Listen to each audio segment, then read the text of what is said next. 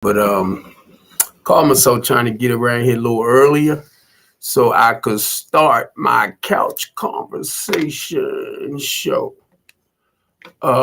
Bear with me, um, bear with me, because a lot of people don't understand why I do what I do, what I do. And forgive me for a minute, but I just want to say this. My name is Steve Copeland. I'm a community activist. I'm a community outreach coordinator. I'm a community organizer. I'm one of the people that help fights for reducing, I was getting ready to say, the democracy of Black people. That's with Communities United. And I've been with them for like several years now. And what we do, we fight for fair housing, and fair wages. We fight for the Black people in Baltimore City. This is the branch of the Center for Popular Democracy, right? Which fights for the democracy of, I'm gonna say, cultures or individuals or race, right? Let me put it like that. Because here in Baltimore City, we fight for the democracy of Black people. We fight for their civil rights, their equal rights, and their constitutional rights. So if you hear me running off at my mouth, understand this is why I do what I do when I do it. A lot of people do not have the balls. They do not have the courage. They do not have the confidence to actually stand up for what is right. So don't blame me, because I'm going to blame it on God, because it really wasn't me, be honest with you. I'm like a lot of y'all. I want to be a punk. I want to be a coward. I want to be like a lot of y'all, but I'm going to blame that on God, because God called me to do this. And there's plenty of times I ask God to take this away from me, because I know, like Tyree Moore, right? Moorhead, we put our life on the line. Now, I'm not saying, and please don't get it wrong, that I'm saying what Tyree Moore did was wrong. Okay? So basically, I'm going to talk about mental disorders. But I'm not saying what Tyrese did was wrong. Listen to what I'm saying. I'm not saying what Tyrese did was wrong. Before the police arrived or anything, Tyrese never stabbed this woman. He never cut this woman. He never hurted this woman in that fashion. Now, I'm only telling y'all what the police said. The lady wasn't harmed. So when that rookie, y'all didn't know he was a rookie. I just listened to what the commissioner said. He was a rookie. He just came on in December. He didn't announce him as a rookie, but he just came on in December of 2021. And then guess what? His trainee he just came on, if I'm not mistaken, in March. I'm listening to the thing before I came around here, because I could not understand why it took that many bullets that he had to put in this man's body. I did not understand, but now I understand. Because we had a rookie cop come into a situation like that, only to find out later that he never once harmed this woman. So my thing is, why did it take that many bullets to bring him down?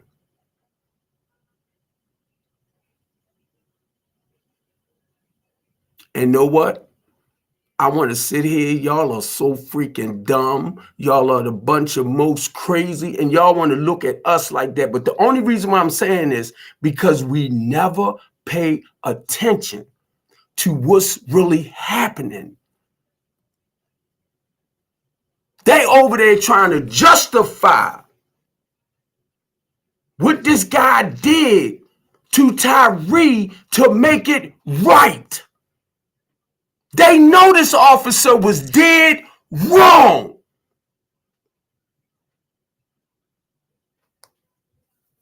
One, two, maybe three.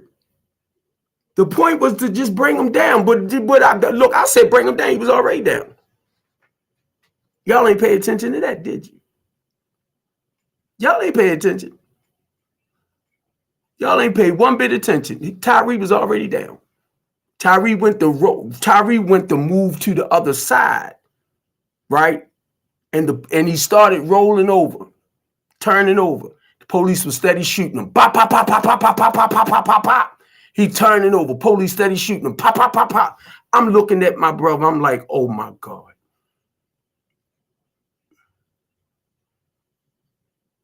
I guarantee you Tyree did not realize what was happening to him. And I thank God that the lady did not get hurt. But I can't go off of the shoulda, coulda, woulda happened because it didn't happen. You understand what I'm saying?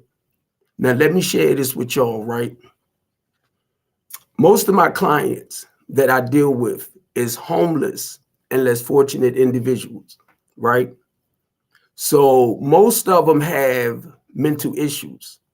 So they understand that once I bring you in or before I bring you in, however it goes at that time, you have to sign up for the mental health program. Because I know it's some underlying issues that got you to the point of where you at. Now, this what got me.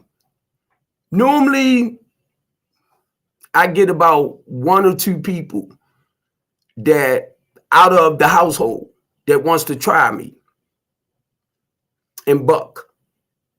Now, mind you, if I'm talking to you, right, and you write down on your paperwork and everything, and I know you deal like you bipolar or dealing with schizophrenics or you dealing with something like that, I can better relate to you when I'm going to say, having a mental breakdown. I can relate to that. Then I won't take you real personal. I know that, you don't mean it and stuff like that. So what it does, it helps me to better cope with you. But if you come in and you deny any type of mental health, you might say depression, you might say stress, you might say PTSD, but it might not be to a point of clinical depression, or it might not be to the point of bipolar or schizophrenics, or you can be diagnosed with all that. But talking with a clinical technician the other day about the guy in my program, he told me a lot of people is embarrassed to talk about their mental condition, which I understand. I do. So they really don't want to answer certain questions. Well, if you're in my household and my program, and I like to know, because I like to know who I'm dealing with. And on my intake form, it will ask you, and this is only for me to know the person, right? All right, PTSD, OCD, and they put low back pain and stuff like that, right? I ain't saying no names, but then it asks you about your substance history, right? They say yes, but they never explain what substance abuse they had. Now, see, for me, it don't even give me an idea, like when you might slip back into doing the same things you used to do.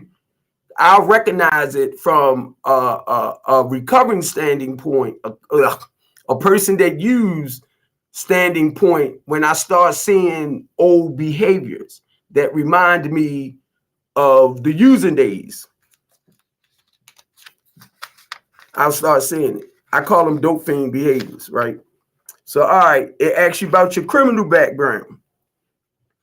The only thing the person said, I have 2 convictions. Never said what they was. Is the client on parole or probation? He said no. Turn around and find out he's on parole and probation. Now, the only way I found this out is by his PRP, because the PRP called me to see what we can do in helping this person. And he's just talking. So he mentioned taking this person out to their parole office. So I backed him up a little bit. I said, wait a minute. So you mean to tell me this person on parole? He said, yeah. I said, I didn't know. Now everybody in the house knew, but I didn't know. Now he's trying to act like he don't even remember filling out this form. Everybody fills this out.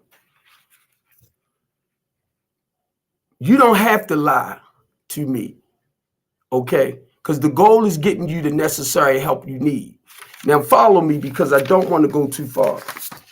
I had to pull the file again, right? Because one, you lied. And when you do that, myself, I'm going to evaluate you. I'm basically, because of life on life terms and living life and, you know, sponsoring a lot of men and women, I'm kind of familiar with certain things. So I'll let you know dealing with people isn't new to me, because my whole goal with anybody that comes in my life, if I'm sponsoring you, the goal is to help you turn your life around. So if you're in my program, the goal is to help you turn your life around and move you in a better direction. But I know you can't move nowhere if you don't change your old ways of thinking. So now I can't work with certain people. I'm gonna say the NA process. Well, I can with the process, but basically it's the spiritual program on everything I do. It's filling those spiritual voids inside of people. And I'm damn good at that. Let me say that. I'm damn good. A lot of y'all got y'all PhD, master degrees and all that type of shit. I mean, excuse my language. But I come from personal experience that y'all went and studied to learn about us. I ain't trying to be smart. I just say that because I'm coming up on 30 years clean. And I ain't had to pay no money for what you went and studied, a curriculum to understand the type of people we are. I ain't trying to be smart. That's my degree. I'm just playing with y'all. I don't know. I kind of do that to be smart with people, right?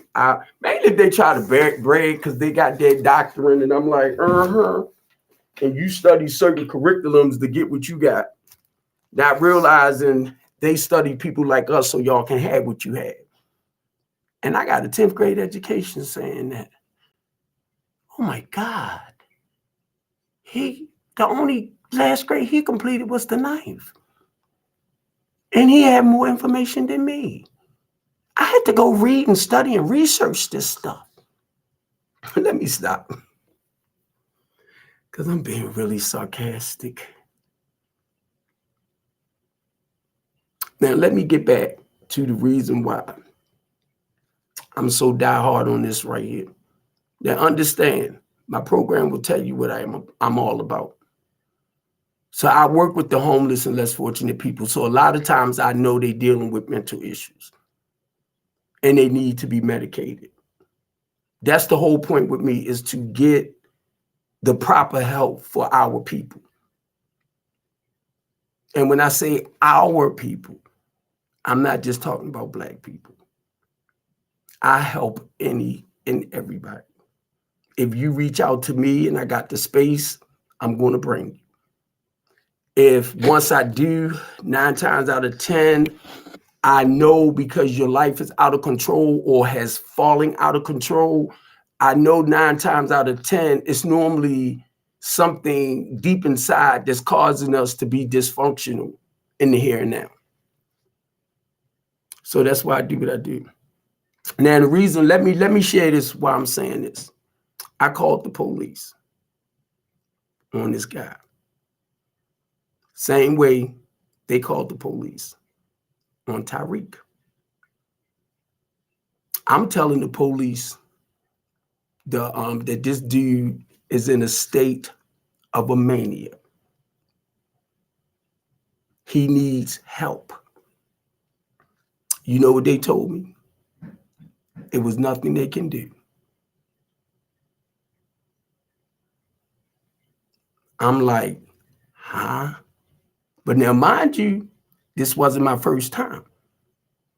I'm kind of scared for him, myself, and my other clients. And I'm telling the police this. Well, how is he such a danger to himself? Now I dial 911 and you want to kind of drag me through certain things, right? So now I'm explaining everything to them. On top of that, I'm explaining what the business is about, what I do. Y'all know they totally ignored me. Now y'all know how I get, when I'm in this stuff, I'm real passionate, and it can't, to certain people that don't know me, their behavior don't look right. Look like this Negro crazy, right? And I already know. So now in front of the police, I gotta be cool because I'm getting mad, right? And now, mind you, this is a housing program to help you get your life together. It's not landlord-tenant agreement. And they kept feeding him landlord-tenant agreement. I said, please don't do that. You cannot do that because they don't know nothing about the 72-hour. I'm getting ready to say assisted living, but not assisted living. When you have transitional programs, the goal, or recovery programs, the goal is to bring you and help you get your life together, move you on. But if you're not doing the work that you're supposed to do to move on, then we can't keep you because you're not doing it, and you holding a bed space for somebody else.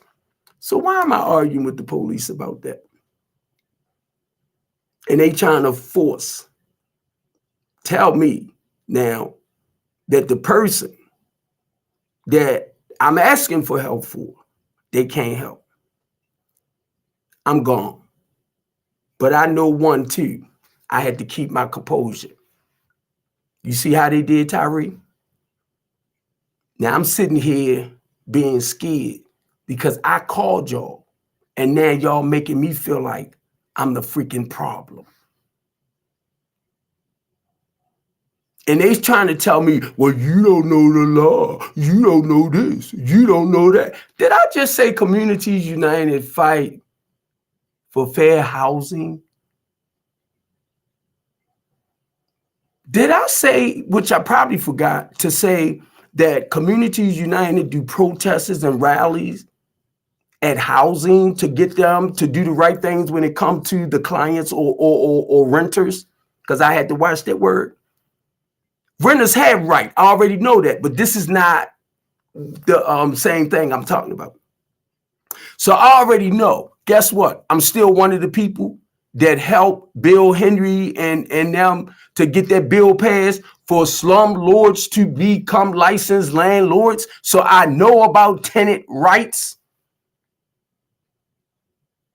They didn't know that I knew all that. And I really didn't want to brag on it. So now I'm asking for help. For help.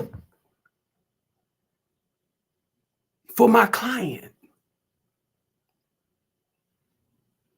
And I didn't get it.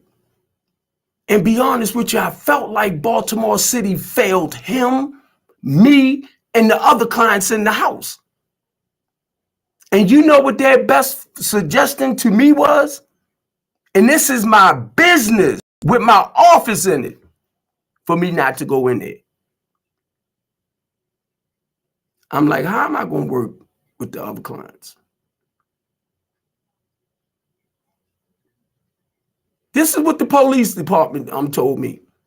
And then I got 3 polices in my face trying to do renters landlord laws. And I'm steady telling them he's not a tenant, he's a client. Show the dude the paper. I'm talking about the police for the 72 hours that we can give them if they're not compliant. He totally ignored it.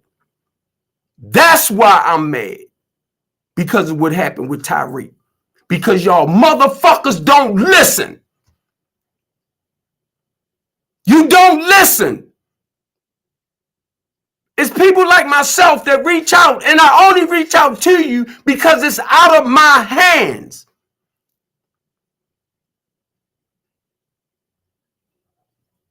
And when I heard Tyreek's sister talking about, his mental conditions throughout his life and stuff like that,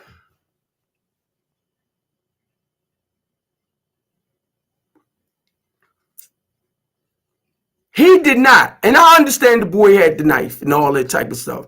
He did not deserve to be killed like that. I don't care what none of y'all suckers say, because that reminded me of what they probably would have done to me.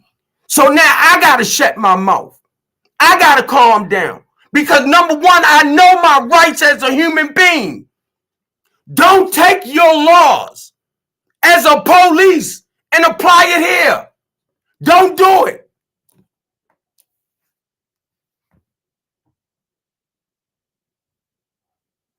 Don't do it. And if I'm sitting with the commissioner, and if I'm sitting with Brandon Scott, I will eat your butt up.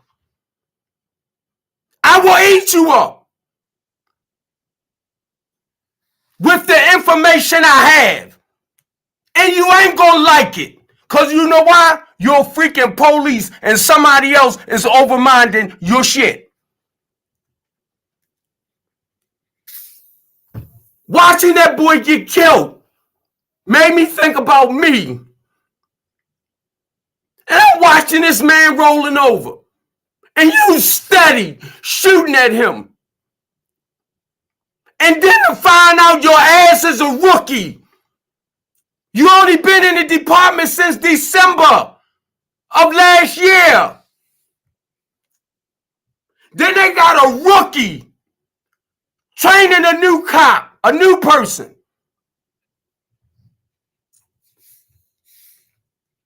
Now check this out. Can you imagine how they feeling now?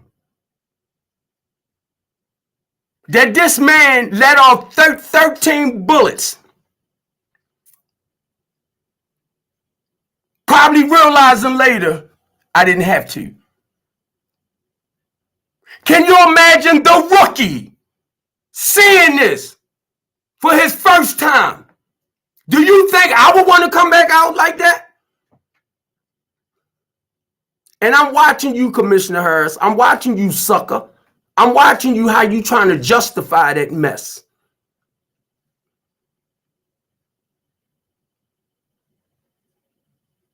You also said the lady was not harmed.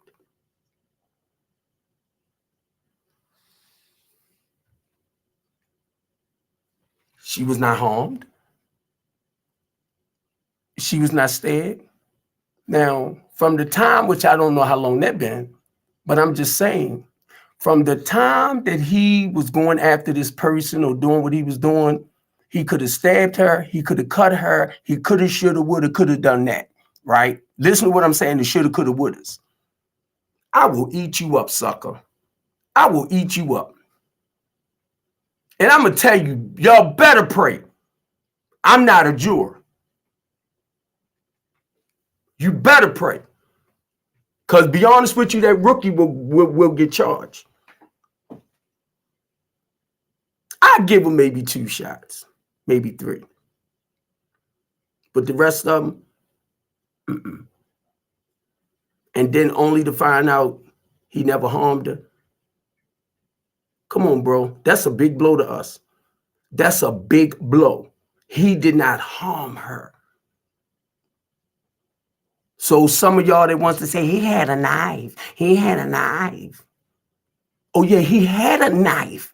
but he didn't use the knife. Because from what I understand, and watch where I go, I called the police, right? On one of my clients that I knew was having was in the state of mania, that was having a breakdown, right? Mary, you remember, I called the police on them. I wanted them to sign her away so that they can, medicate her and then let her back out. Well, is she a danger to herself and anybody else? And I had people tell them how this woman was coming at them. I'm talking about the police, and they still overlooked it. And the only reason why I'm saying this, y'all, because I mean, I'm looking at the mental illness, right? I'm looking at the condition itself, but I'm looking at how can we get people the necessary help that they need when they are in a state of mania, or when they are in a state, or I'm gonna go there in a minute, when they're in a state of having a mental breakdown. Because some people, when they're off their medication and they haven't had it for a while, they can't think consciously. They can't, once I begin to have a conversation with you and I see you not concentrating, or you can't concentrate, or you trying to find the words to talk with me in a normal way, that's how I see certain things, where I know that mainly once I find out you haven't had your medication in like a week, right? Then I know where you at. And I'm like, help. I'm like, help. Now, guess what? I called the crisis center about my client. You know what they told me? The only way they can help them, if they actually commit the act of like suicide and live through it, then they can help them. I was like, oh my God, please don't tell me this. And the police basically told me the same things, that the act have to be committed. Listen to what I'm saying. The act have to be committed in order for them to render help. So did Tariq stab that woman? Look what I'm saying. They said he didn't harm her. He had the knife. I'm just telling you the way the police tell me. He didn't harm her.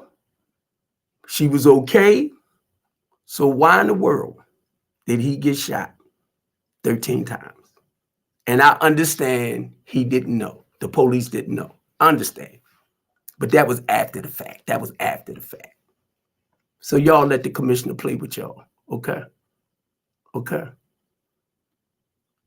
Now, when I called about this young lady, right, this is what one of the sergeants told me.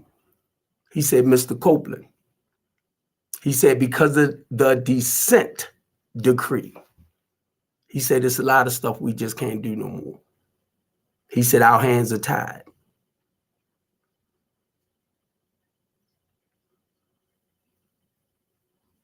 I never really paid attention to the dissent decree with the police until like that little incident. So basically, now I called. Now I'm talking to the police. So he's better helping me to understand why certain things can't be done unless the crime has actually been committed. So I'm like, what about us intervening before it gets there?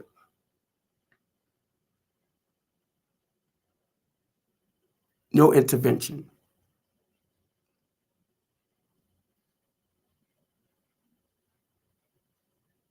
No intervention. Y'all don't realize that, do you? In order for them to actually, I'm going to say, respond or act out, if the crime, and I believe too, they have to witness for themselves. It's not what you say, they have to witness for themselves. Why y'all came to my house so many times when my wife told y'all that I beat her up and y'all just took me out the house. And I'm trying to tell y'all I never touched her. I learned to shut my mouth. You know why? Because I was scared y'all was going to actually shoot me. So I said, Roop. When I realized I'm trying to explain myself and y'all ain't hearing me, I'm like, shut up, Steve. I had a woman come in the house, bucked on me because my wife, police officer, lied about me beating her up, right? And she jumped at me, got smart with me and everything. And I looked on the floor. I realized I think my electric saw that I was cutting, you know, the tree branches and stuff with. I was like, oh my God, it was on the floor. And I was like, I hope this woman don't think I'm a grab for it. No. Because I wasn't trying to give them nan excuse to shoot me 13 times. I wasn't even trying to give the police outside when I called them on the guy next door an excuse to shoot me 13 times. So you know what I had to tell them to make them feel comfortable and everything? I'm reaching in my pocket for my phone. Because now I felt like after I called them, I became, is it the victim or the perpetrator, something like that? And I'm calling y'all to get help, you mother suckers. And that hurts. That's why I'm saying what I'm saying, y'all. It hurts. And I'm sitting up here saying to myself, why call the police anymore? Because y'all don't do nothing unless you have to kill somebody. And it gotta be black.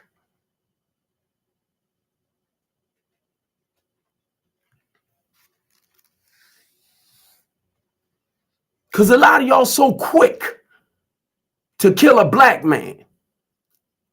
And I watch y'all. I'm only saying what I see. But if it's a white man, sir, put the knife down, sir. Sir, put the AKA-1 down. Sir, you know your mom and dad love you. They don't want us to really blow you up like we do the black paper. So, sir, put it down. Did y'all do Tyree like that? He was already on the ground. He was already on the ground. You know how that hurt me last night? I'm watching this man flip over. You steady, pop, pop. And then he flipping, he just moving over.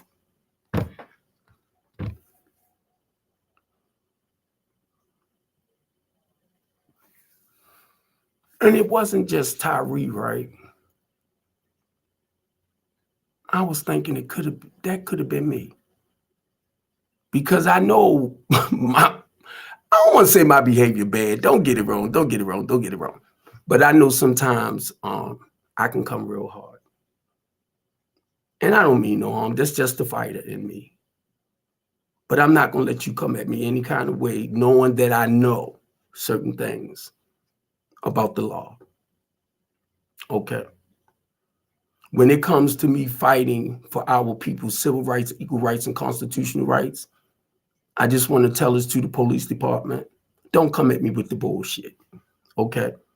Because y'all laws really don't apply to a lot of us unless the crime has been committed. That's what y'all good at. Y'all ain't good at solutions. Y'all ain't good at intervention. No, until you do the crime, Mr. Copeland, then we gonna kill you. You know why? Because I told the police lady. Because it wasn't nothing they could do. And I'm telling them what I'm afraid of. Because I'm looking at this person, I'm looking at them getting into it with somebody else in the house. So my biggest fear when I'm gone, they might get into it. Well, how do you know that? Basically what they were saying, it has to happen for us to believe you. And then the police lady told me, she said, that's when you call us. I said, no, the fuck I won't. No, I won't. And I'm going to tell y'all, if anything had happened in that house and I was called to come around, I wasn't going to say shit to the police. Because in my mind, I'm like, didn't I tell y'all this shit earlier? Didn't I tell y'all I was trying to avoid this? Didn't I? So I said, I ain't saying nothing. Even if the detective wanted to talk to me, no, you won't. You go talk to them, the polices. They wouldn't do what I asked them to do. And now the crime has been committed. Why you want to talk to me? Talk to them. They the one said they couldn't do nothing about it. I'm just the CEO and founder. And then I got scared again, y'all, because y'all know I'm in my head saying it, right? I ain't saying it out loud, right? I'm in my head, play role playing and stuff. And I'm like, yeah, because when they come to me and say something, I ain't gonna say nothing to them because I want to say, I told you. Y'all wouldn't do nothing to prevent it. Excuse me. And I would have shifted on the police. I'm telling you.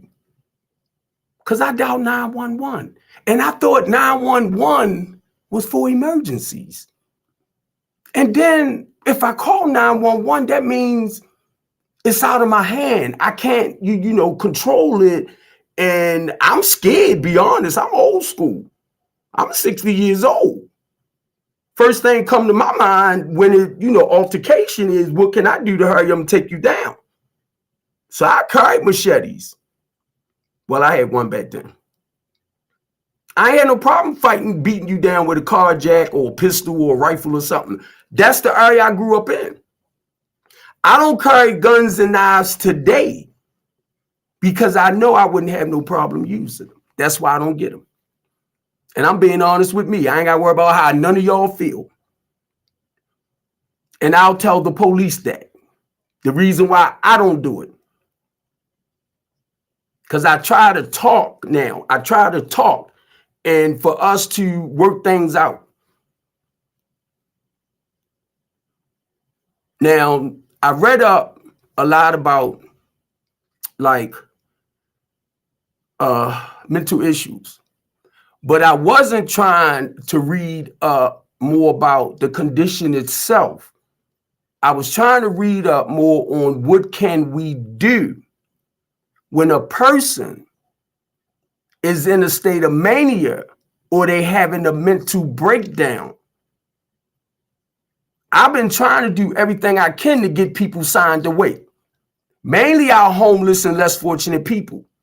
But the guy I talked to that evaluated the guy next door, he told me, he said, Mr. Copeland, he said, you see a lot of them people out there, having breakdowns and mental breakdowns and I'm going to say, they're out of their freaking mind and they just look crazy. And you be like, somebody need to help them. Somebody need to help them. He told me they couldn't sign them away unless they asked to be signed away.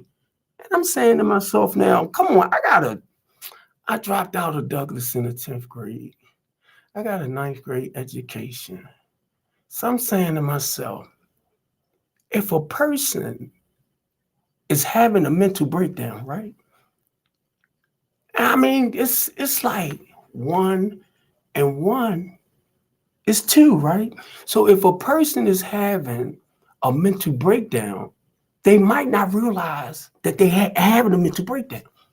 So how they gonna tell you sign them away?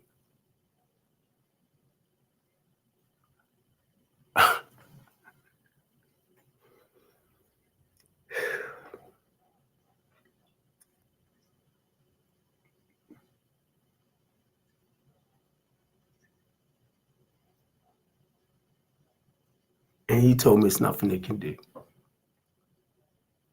unless that person asks for the help. Even though he told me it's nothing they can do, I'm going to do my fucking research, and I'm going to do my fucking research until I run across something we can help them with. Because I do not want to see our people just getting killed like that because they out of their mind and they don't even realize it. And the first thing come to the police mind, just take them out. Don't tell me what we can't do. Don't you do that. Do not tell me, because I'll start looking for ways and means where we can help them. This guy, I'm sorry, but somebody hit me up, right? And they wanted me to come back on my live and talk about the mental behavior, right? The child was getting bullied in school. The child tried to hang herself. And the police told this family there's nothing they can do because they didn't actually commit the crime of hanging themselves. I knew because they didn't succeed in hanging themselves. So it was running late, and that's why I didn't do another one right back to back. But just understand, y'all, I can't even tell y'all why I'm here. I can't. That's why I'm telling y'all certain things I say I know this God is not me. But do not tell me as human beings that there's certain things we cannot do. Don't do that. Because there's always a way to get around man-made laws, if you understand what I'm saying. And I'm not the one you want to tell it to. I'm not. Because guess what? I found out this. I can give you a 14-day eviction notice to get out my program.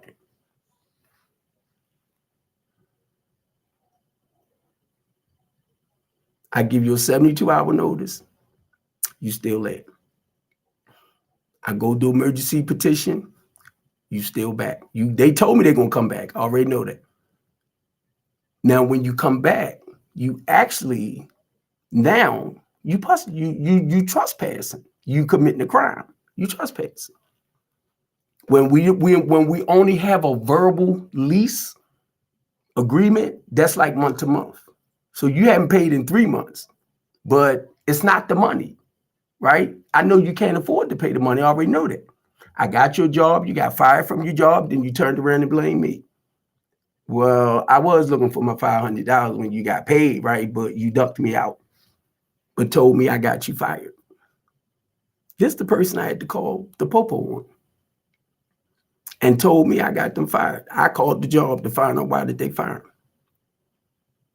The lady couldn't really tell me, but catch my drift. She said, we don't mind if you come in 7, 8 days late. We don't mind it. But when you come in here still carrying that prison mentality, we have an issue with you, with that. So, basically I knew she couldn't tell me, but she was letting me know some things. And I said, okay, thank you, in a way, because now I understood. Now, I was trying to find out, do this person have issues with, like, when they working with people or taking authority and stuff like that, listening to, like, people in authority. Some people don't like people to tell them what to do. So the thing with me, because you're in my housing program, the goal is to reach out for some help for you in that area. So you won't continue this type of behavior when you at another job or something like that. But we never had the chance to go that route. So the thing is now, it's nothing I can do no more. It's out of my hand. And even when my own mental health group or team tell me they don't feel comfortable about this, I'm saying the same things. I've been trying to tell the police that. I don't feel comfortable. I feel like something is going to seriously happen out of here. But they told me there's nothing they could do until whatever I feel like going to seriously happen, going to happen. So, I'm kind of upset because I'm like, why should I call y'all? Because I'm learning, really, y'all ain't worth it no more. And that's not true, but I'm saying this is the way I'm feeling with certain things. It's like, okay, how can I handle my clients in a certain way without reaching out to the popo or Baltimore City's hitmen? Because that's what I called them suckers for what they did to Tyree. You just a freaking hitman, hired hitman for Baltimore City. You don't like it? You don't like it?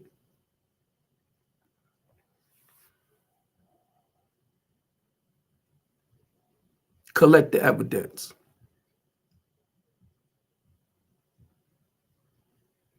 Collect it. The police said themselves, this woman wasn't harmed. Okay. Now, like I said, I don't know the amount of time he might have been dealing with this woman before they came. But the thing is, and I'm like this, if he really wanted to harm her, he would have been doing it before they came. So that would have showed you, trying to think of the word straight out, that his intent was, or not intent was, because I'm looking at the action itself. If you feel me, listen to what I'm saying. I'm looking at the action itself. So he didn't harm her with the knife. Now, we can say assault. I'm trying to think of other words that you could put there because he touched her, period, that's all. But I'm trying to think of other words compared to because of the knife. And he did not actually use the knife. Now, that was after the fact. And I know the officer didn't know everything. I know that. But once again, like I said, the reason why I'm touching this, Tariq might have had some and I keep calling this man Tariq. I think I always called him that when we used to talk. You got, people need to understand Tariq was a warrior. He been through a lot. So the prison, the gang life, you know, he know how to deal with our people. I was going to say those type of people, but our people better than the average teddy bear. Or let me say cop.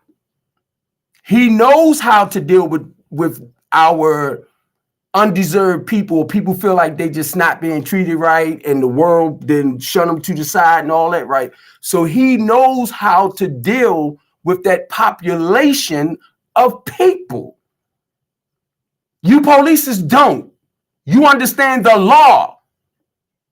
You don't have solutions. Just like the politicians. You want everybody to vote for you, but when it comes to doing the actual footwork or to sit up there and have programs together in the community to slow a lot of this down, y'all don't have them. And if you do, guess what? You can't apply them to what you're doing as a politician. So once I found that out, I was like, well, what the hell should I run for? Because I do the footwork. People better pay attention, I'm telling you. And I'm being smart saying stuff like I got a 10th grade education just to show you I ain't the most bright light bulb in the ceiling. But a lot of stuff is common sense. So if you got your PhD and your DICK, it don't make me no difference. Look at them. They just letters. And some of y'all are just as batty as the people that you call yourself getting your masters and all this type of stuff to treat. I done ran across that too, which is sad. Which is sad. When you got all that great information and you don't apply it to your own life, it's sad. And I don't know if this you, okay, I thought that was Chris. I was getting ready to say, I ain't got time for you today, bro. This is serious. I ain't got time for you coming on here making little stupid comments to me.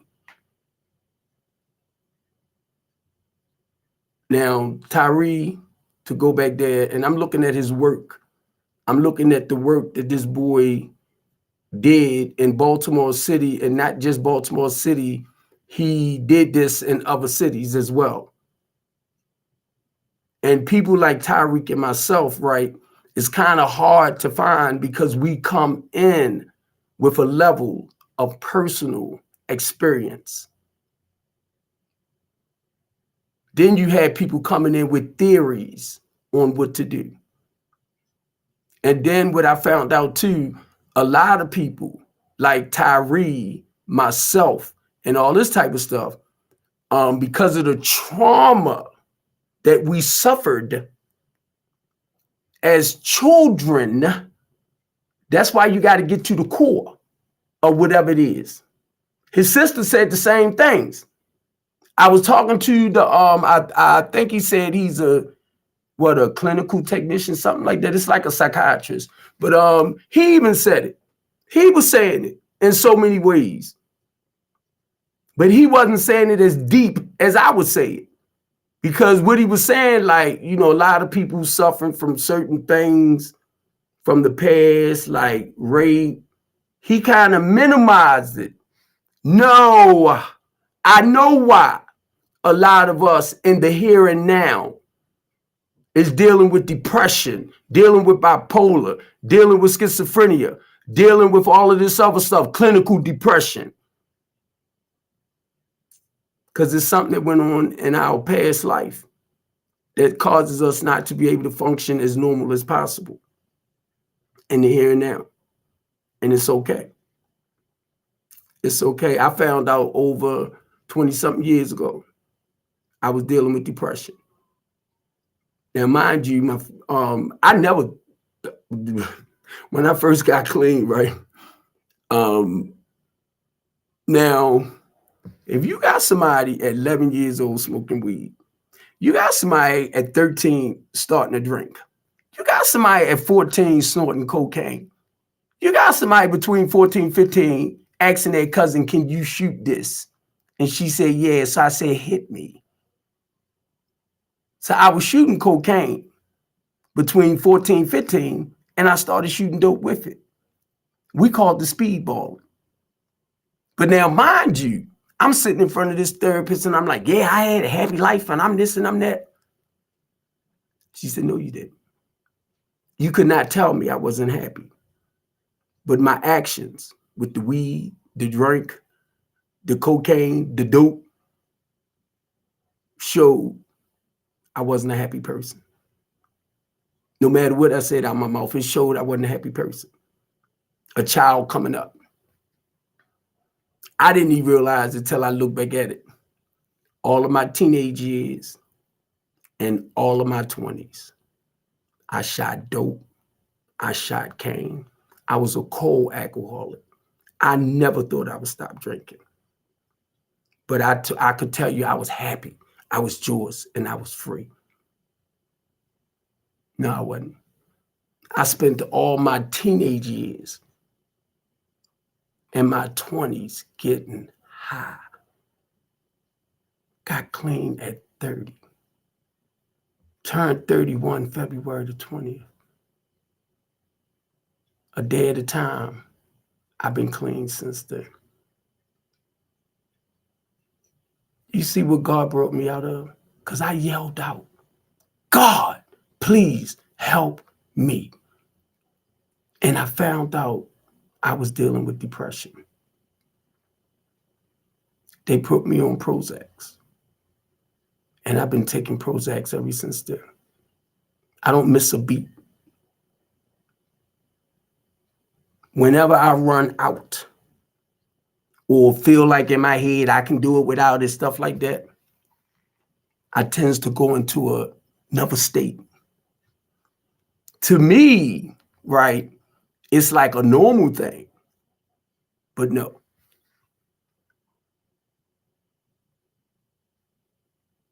That's when my mind get to racing. My thoughts get to racing. I can't concentrate on certain things. So do y'all understand why I share it with people? Why it's so important to stay on your medication? I was taught to try to focus more on positive things. So whenever I find myself at a point where like I want to go into this deep space, right? And you already know when you're about to go there. When I do the woe is me and stuff like that, Oh, no, no, no, no, no, no, no. But when I find myself like moving back from people wanting to shut down and shut the world out, and I'm going to share this with you, it's okay. Just don't stay too long. That's what I had to learn.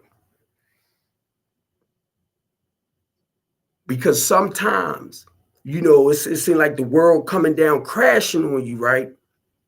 So it comes to a point where you have to back up and understand what you can do and try not to stress over the things that you cannot do.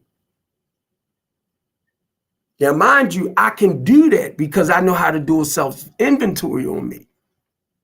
But a lot of people don't know how to do that. So that's why I haven't signed up for the mental health program.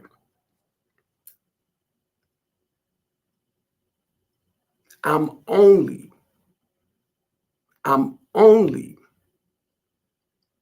giving back from a personal level of experience. I can tell you stuff when I'm not on my medication, like I'm hallucinating. I know I fight spirits. I know that. I'm a warrior for Christ. I already know that. But sometimes when you're not on your medication, it will escalate things. What doesn't seem normal. Now, mind you, how can I share that? How can I tell you this? Because it has happened to me. So the only thing I'm doing is basically sharing, right? One, I talk. So I'm going to tell you what's going on with me. That's one thing about me. That's why it's called the couch conversation, because I talk. So anything that's bothering me and hurting me, I'm going to come on and talk. So when you people say, oh, you shouldn't tell everybody this, you shouldn't tell everybody that, you know what you're doing? You killing me. You killing me. And you killing other people when you tell them, don't say this, don't say that, you need to keep it to yourself. They don't, it's hurting. So if you don't have no experience and you don't know how to really help people come out of certain situations, shut your freaking mouth. Shut your mouth. Okay? Because that's how we kill people, not really knowing what we're doing. That's why I tell our young men, women, whoever that's hurting inside, it's okay to yell, scream, holler, wild out. Just don't do nothing that would cause you to go to prison. Because the thing with that is, do y'all realize that's called the stress reliever?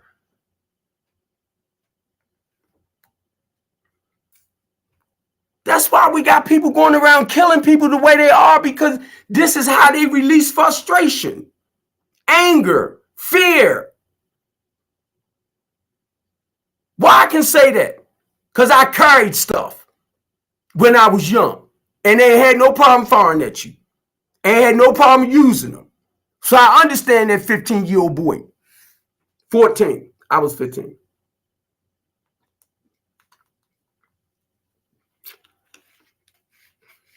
Back then, you and I don't know if you can still do it now. You better not in this time. You could walk the street with a rifle in your hand. Police wouldn't even do nothing. Now you walk the street with a rifle in your hand, you gone. I had a 32 Derringer. Fit right in the center of my hand. 15 years old. Had no problem pulling it out and using it. That's why when I look at certain things today, I say, thank God, no matter what I done, I never killed nobody because of my uncontrolled behaviors. So when y'all see me, and this is going to Twitter too, and a lot of y'all kind of commented after me when I made this statement about Tyre, I'm not a good person to come behind and try to say stuff to. Mainly if I know you what you saying now, what I'm saying might not really make sense to you. Just understand, I understand that.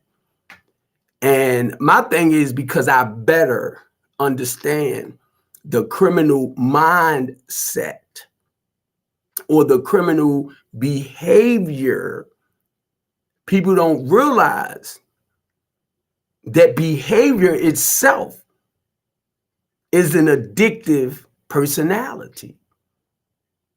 It took me a couple of years when I first got clean not to hustle while I was clean, because I had to tell people what I was thinking about. And the more I talked about it, the desire to actually go and continue hustling was lifted. Because I had to tell that.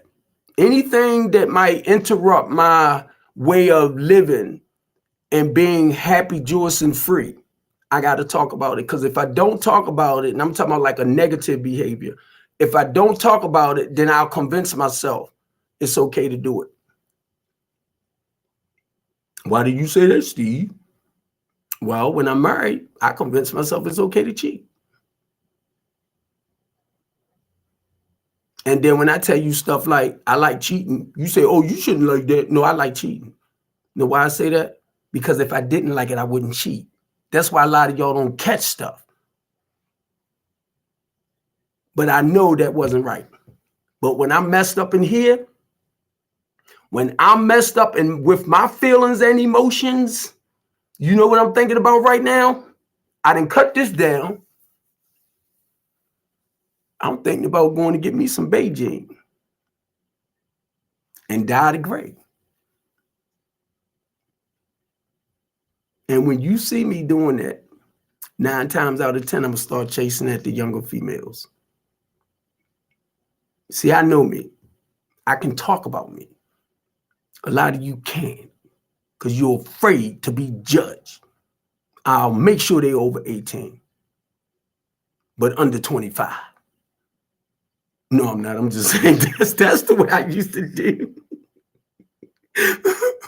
I tell people used to ask me, Steve, where you get them young girls from?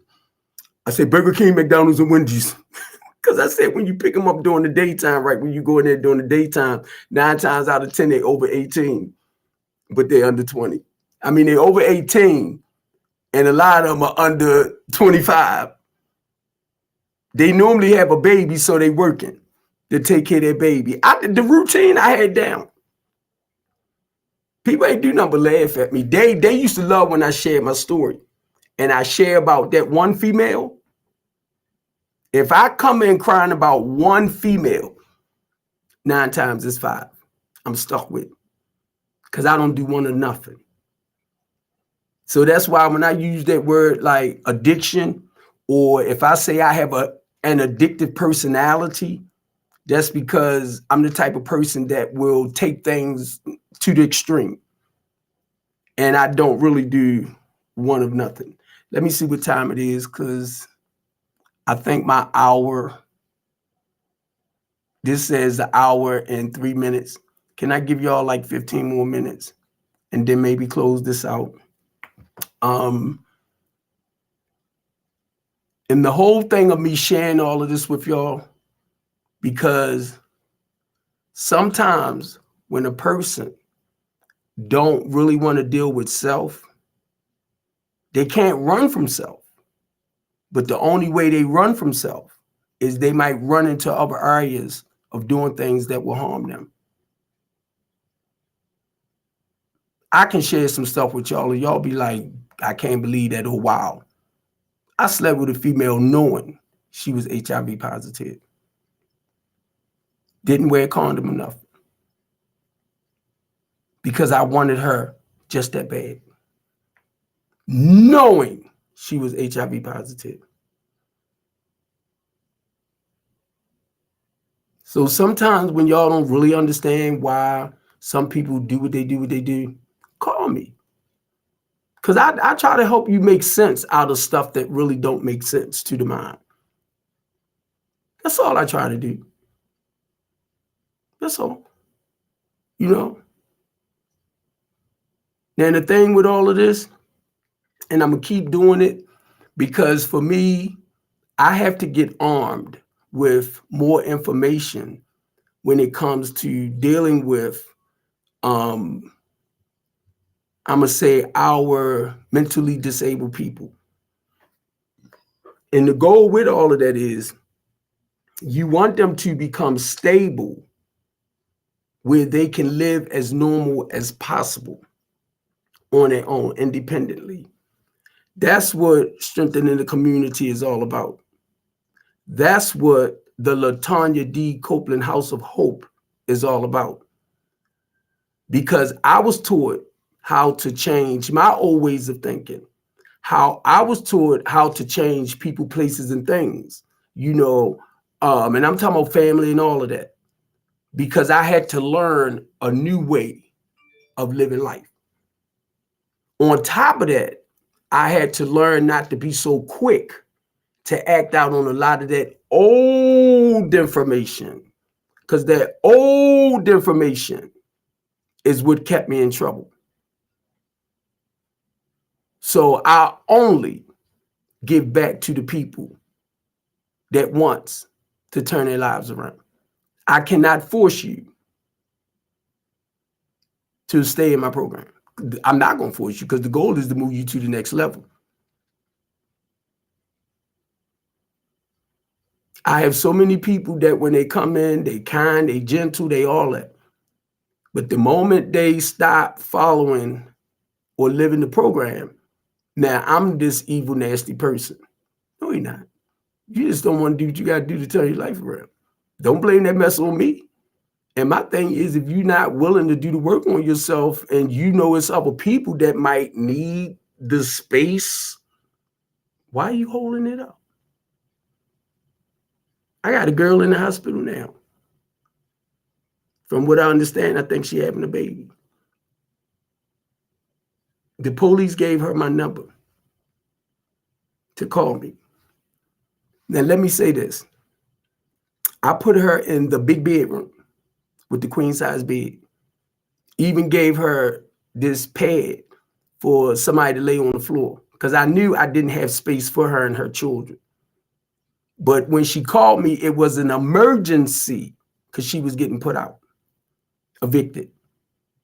Now, mind you, I could have told her no, because I'm in my head and I'm like, because really, I don't have the space. But rather than seeing her on the streets that night, I said, just meet me at the house. And we'll try to, really, you come at the house, I'm going to try to move you in the right direction. You might be the one that I might have to expedite, you know what I mean? Because I can hold you just to have a roof over your head. And then I have to really look around for people that has space that can, service her and her 3 children, and now the baby, right? She was 8 months pregnant too. Now, when she came to my house, she brought this lady with her that she called her sister. Now, you told me about your 3 kids and you was 8 months pregnant, but then you're going to bring this lady with you. I couldn't tell the lady you couldn't stay here. I mean, I could have. But from what I understood, she told me that was her sister. Reason why I'm saying that, she left by the end of, before November. Now, mind you, she came in October, so she wasn't here whole full month. So I'm trying to, do you got issues that you need to talk with the mental health care people, the therapists, psychiatrists, whatever? No, I'm fine. Everything all right. This girl done changed the lock on this door to the bedroom. This girl done put up cameras in here, monitoring the clients. Didn't even ask me, was it okay? She just did it on her own. And then she argued with the girl upstairs with her baby that was here before her. This is what I've been dealing with her since she been here. She sent me, and I told her I do not sleep with women in my program. She sent me 2 naked pictures of her. I told you I don't sleep with women in my program. She started talking to me like she was my wife, like I'm doing her wrong. I'm like, you really need some help. Right? Now, mind you, I'm absorbing this now because I'm failing you. And now when I go back home, I want to pull out her chart and see what all she wrote in there. Now, mind you, I knew I could not keep her anyway, the way I could somebody else, because she had 3 kids. Now, I don't mind if I say like I got a bed for you and maybe a set of bunk beds in the room. Then that's fine. But it wasn't like that. It's no setup like that. So I only made sure she was safe for like at least for a couple of days or that night or whatever, right? She went to her mother's house. She had changed the locks on the door. I don't have a key. So I said, would you come and unlock this door? Because I have a lock I want to put on it. Now, mind y'all, this girl was in the room beating the hell out of her son. Her son, 10 years old. I asked her, I said, do you have a problem with abusing your son? She got mad at me, told me that hurt her feelings. I don't care about your feelings right now. I'm talking about your son. Why this kid ran away from my program? He ran away from home. 10 years old. Just left. But she made it seem like that was the first time. No. She had told me that same night, I told her take a walk after she was in there beating on her son because her 6-year-old daughter came in here and said, Mommy scanned me. And I knew something wasn't right. I said, play me. Play me. And I will call CPS on you. Now, do I want to do that? No. I'd rather for you to get the proper help that you need. Then if I feel like you're not doing what you're supposed to do to change whatever behaviors.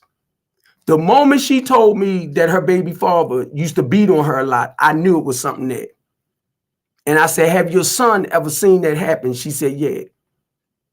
And I said, by you beating on your son, you might beat him to punish him for something he did in school. But you beating on him, he don't know the difference between you beating on him or you abusing him. I think that's one of the reasons why she rolled out too. Because I seen her for, who she is.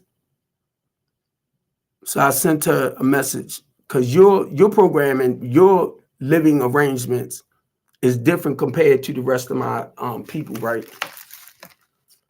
So I'm like, come and get your stuff. I'm going to have your stuff packed up. I'm going to put your stuff outside.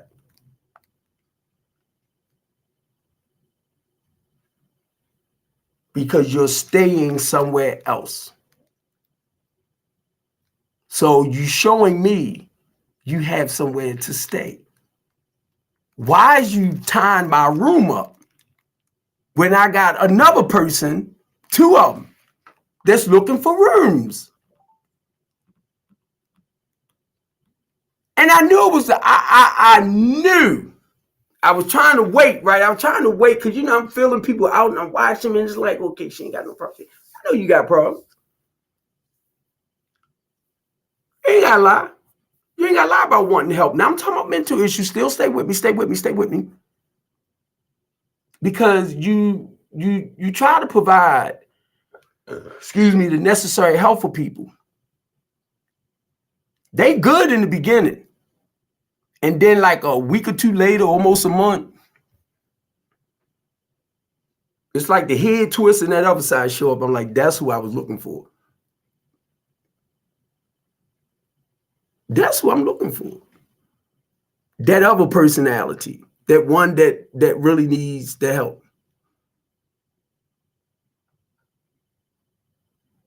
Now y'all understand why I do what I do. And you have to be patient, officer friendly. You have to be patient. I know a lot of times they might not know a person's mental state for whatever, I know. But then this is why y'all need to be taught certain things. Because guess what? I looked at how fast y'all came up on the scene.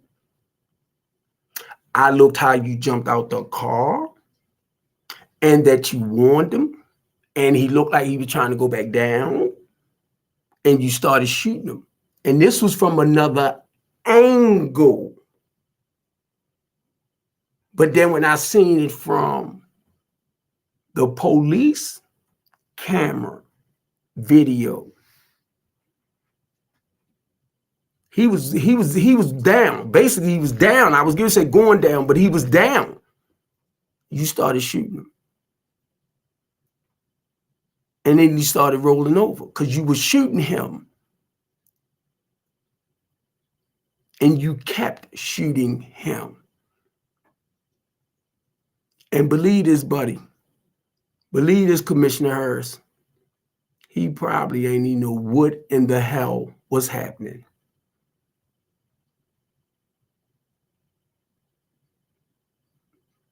And I'm really not trying to think about the bullets hitting this man because I'm looking at this man.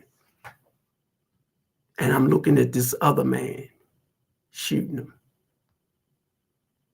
And then to find out now, I already know he was white. Then to find out he was a rookie. He just came on, and I got that today from listening to y'all stuff again. He just got hired December of 2001. So be honest with you, I can understand now why he did what he did, and the way he did what he did. Because that's what a rookie would do.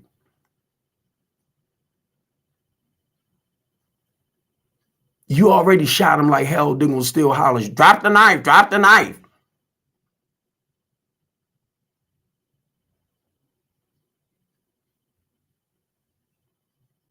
And I know you was probably in fear of your life, right? You was fear for your life.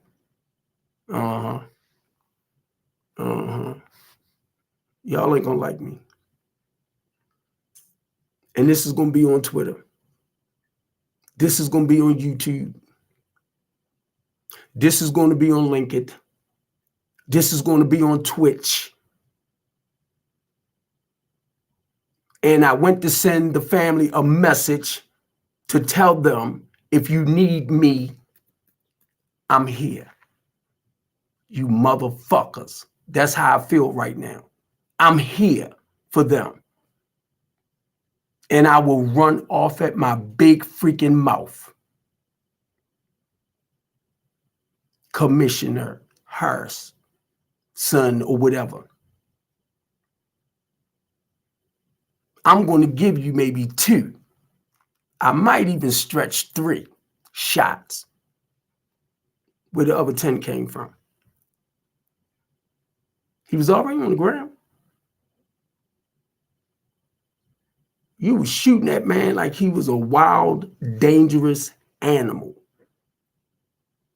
And I understand from listening to the family, he was dealing with mental issues.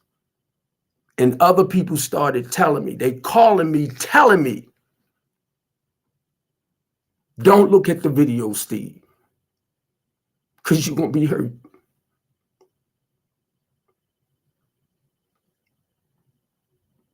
I didn't even know. And I got the phone call not to look at it. The first one I seen didn't really touch me as much. It was just that, he was shot. But when I seen the actual camera footage,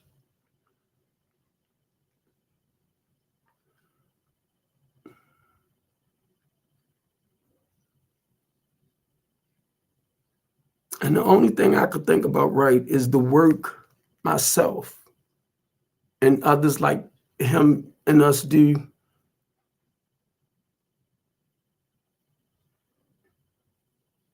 We already putting our life on the line. I don't know who might kill me. I don't look at the police though, but I'm talking about because I'm in the community. So I don't know who might, just because of my big mouth. I don't know who might want to hurt me. I don't know. Because I don't speak your language. I'm coming from a place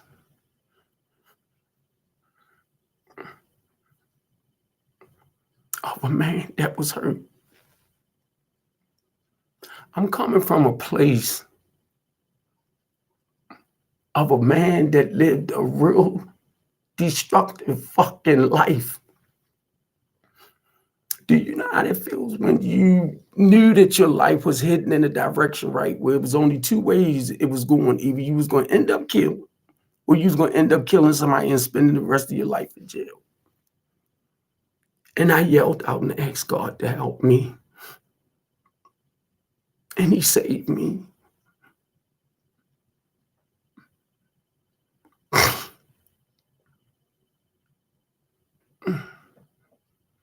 I don't want to do this. I don't want to do it. Because I know people like us is not appreciated.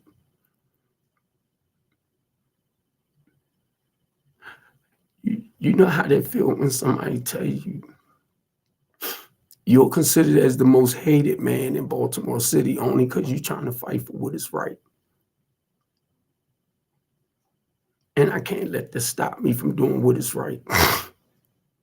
Do you know how that feels when somebody say you are considered as the most controversial man in Baltimore City?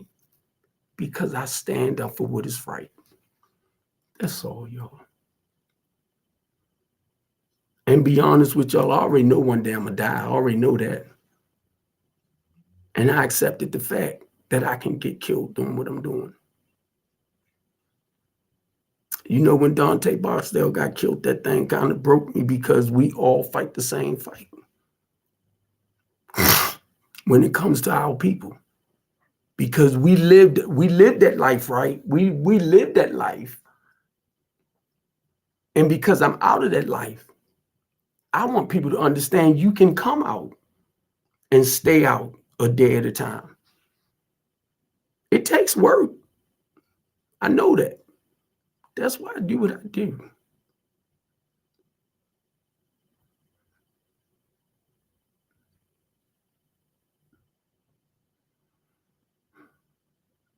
Don't tell me what I can't do. I don't care who you is. Never tell me what I can't do. Because one thing I know, I can just talk to Google.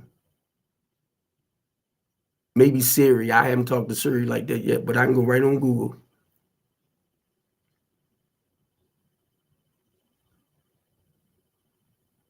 Now I got to create certain things, right? Like paperwork. So when the police come, if I have to step out to 911 and you come to my place and it tells me that you do this, you do that, and then if it's out of hand, dial 911, I'm going to throw it in your face. When you tell me we can't do nothing, because it's only intervention. That's all I'm saying. That's all I want us to do is try to work on a way to intervene where it won't end up in losing a life.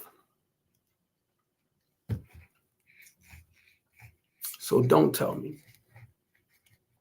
Don't tell me. Don't tell me what I can't do.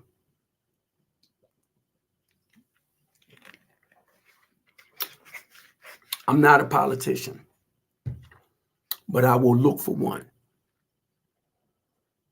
that will create a bill for whatever we need to fight against y'all tails in Baltimore City.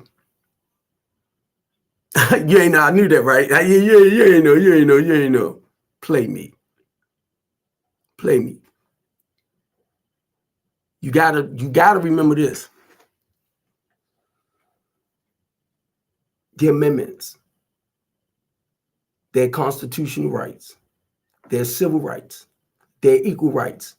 Politicians aren't the only one that understand this. But the difference with politicians and myself and people like Trey, we do the work in the community. Y'all don't do the physical work. And I'm sitting up here, right? Everybody out there voting and they doing this and they doing that, right? And I'm saying to myself, ain't a damn thing they can do when it comes to the physical part in the community. Like having an organization that's actually working this way and that way. I'm telling the Republican Party, they want to come in. I told the Republican Party, I sent them a message that Kim Klacik put out. I've sent them a message. If you want Baltimore City to vote for you, Republican, get more involved in projects in Baltimore City, working on the solution so people can see that y'all about your business. Because y'all steady talking, if I get in, I'm going to do this, and if I get in, I'm going to do that. No, you're not. No, you're not. Because my thing is, why you ain't doing it already? See, if you're doing it already, then I can understand, you serious about it. You know what I mean? You serious. That's why I said I would never vote for one. I would never vote again. And not being smart, Cory McCray, be honest with you, is about the only, I think he's a senator. He's the only person I see in the community a lot. He ain't there with Brandon Scott. He ain't there with Antonio Hayes. He's the only one. And he posted it on LinkedIn. He posted this on my Facebook page too. He'll post it on Twitter. He's active in the community by himself.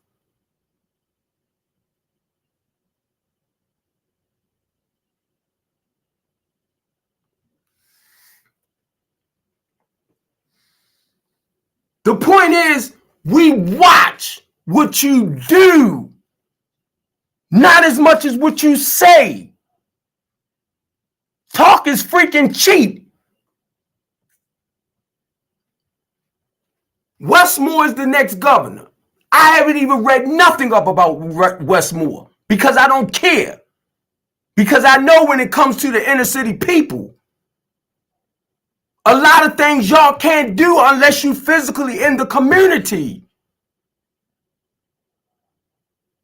Working on the solutions towards your bill.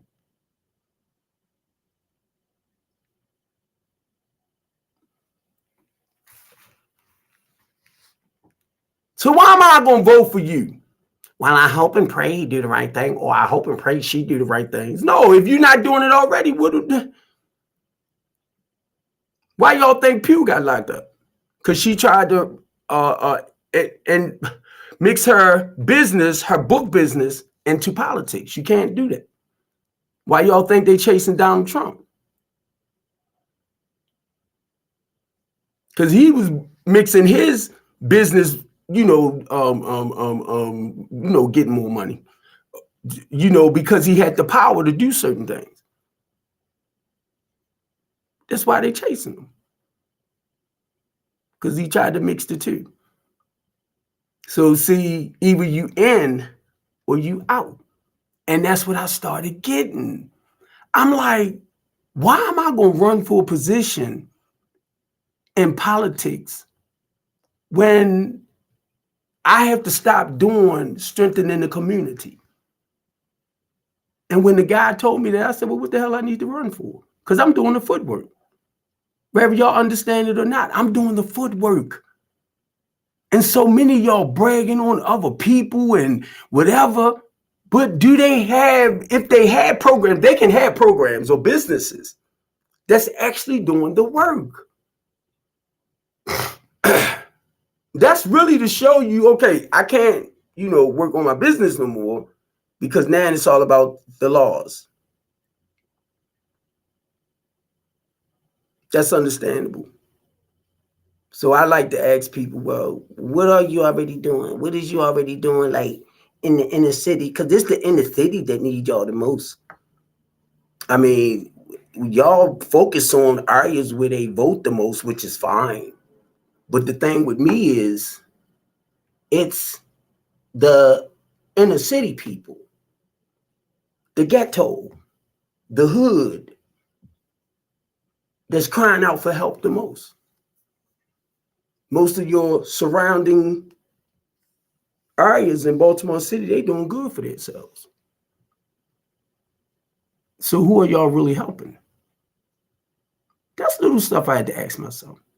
Who are y'all really helping? I listened to a bunch of Republicans running for seats in the county in Baltimore City at a political forum, talking all this Gucci stuff. And I realized, ain't a damn thing they can do for Baltimore in the city. And I pulled them up after that. I pulled them up. Because my thing is, okay, you running for a county seat. Why y'all in Baltimore City trying to, like, we can't vote for you, but you trying to twist it in to make it seem like y'all gonna do so much for Baltimore.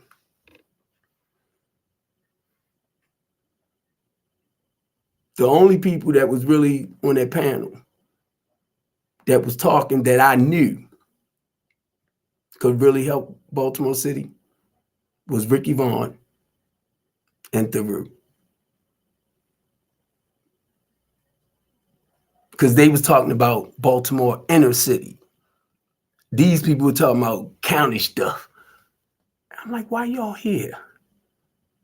And see, that's the stuff that pissed me off, because Kim, I love you, baby, Kim Klacik, but you promoting everything else.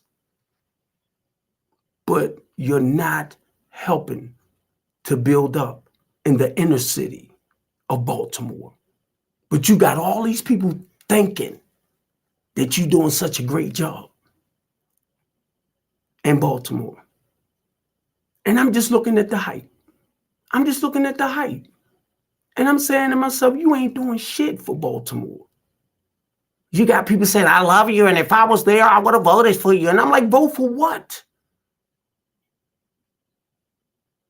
And then she had the nerve to do like a commercial of the areas that she was walking in and was talking about now. She visited that like 3 years ago. And she revisited and having nothing been done from 3 years ago. So my thing is, why you didn't jump on it? You want to come and point the fingers. But if you was really concerned and you getting all these millions of dollars coming in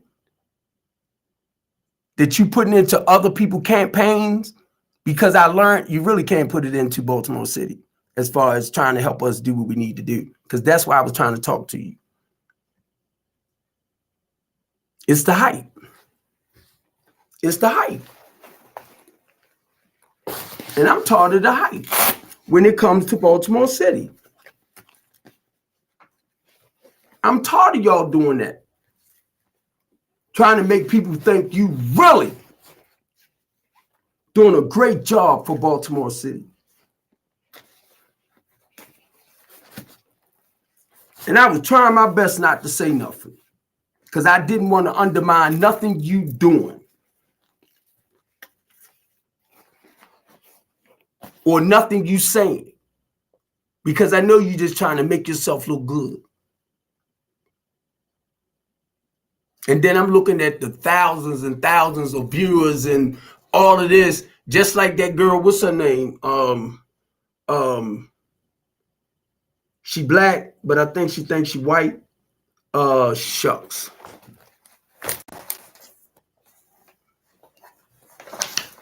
Her and Kim got into it one time, and I think she's a Republican too. I don't look at people's like political party. I look at the human being, because when you look at the human being, you're looking at the personality, you're looking at the individual, you're looking at the person.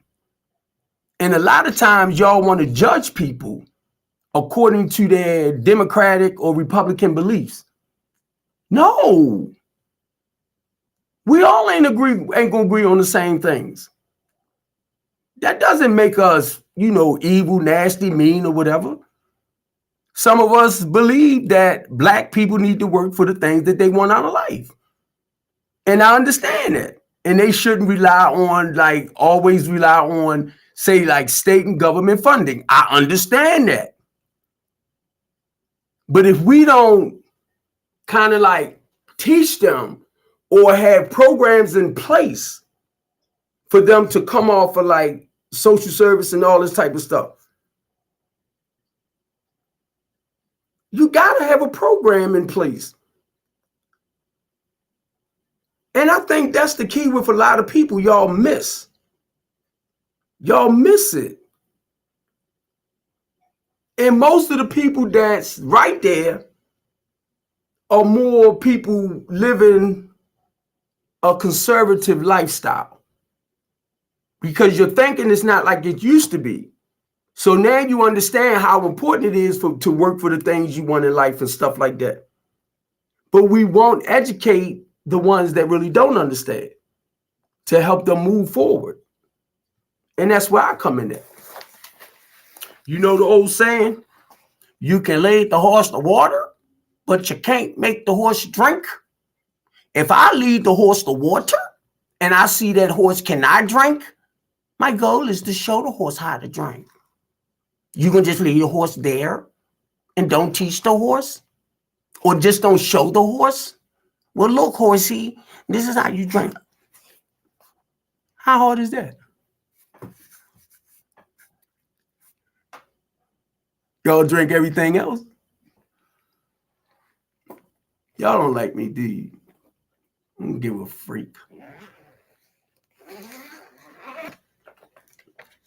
And I tried to be nice. People like, Steve, you need to be more nicer to people. You need to do this. You need to do that. And I prayed. Y'all prayed. I ain't prayed. Y'all prayed.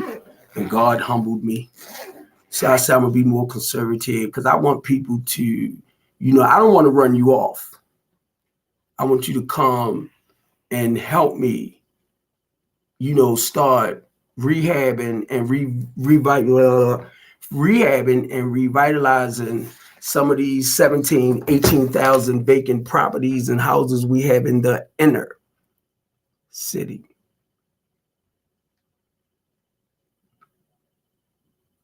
Okay, we understand they're doing gentrification. But keep in mind, too, for some of y'all that don't have an open mind, they can't place poor people or the black people everywhere. I mean, they can't place all black people. So you know what they do? Fix the way they're killing each other off. Do the work for us. Y'all didn't know that. So every time you hear that word gentrification, they go genocide. I didn't understand none of this at first. I didn't see it. It wasn't until I started fighting. And then you'll hear people talking about all the great work they're doing around Baltimore City. The Inner Harbor. The Inner Harbor. Lexington Market. I think it might be because I don't think it take no $5 billion just to build Lexington Market back up. I don't think so. So I don't know if that's that part of just that area anyway, because it's closer near the Inner Harbor. And you know, Lexington Market is like a historic place. So anybody that's coming to visit the Inner Harbor, they might want to walk up to see Lexington Market. So I was listening to this guy with the Baltimore Development Corporation call it a distress area.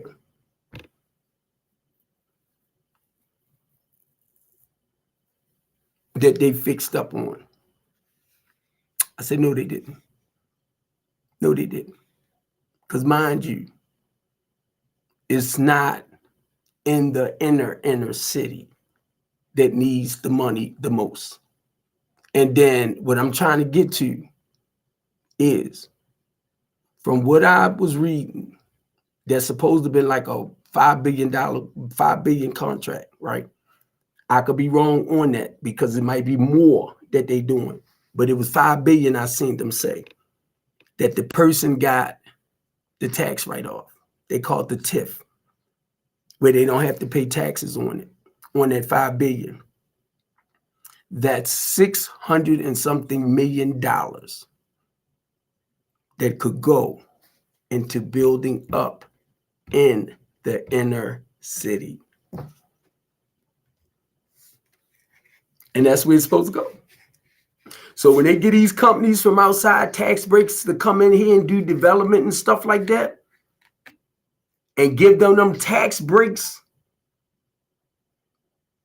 for money that's supposed to go into the community,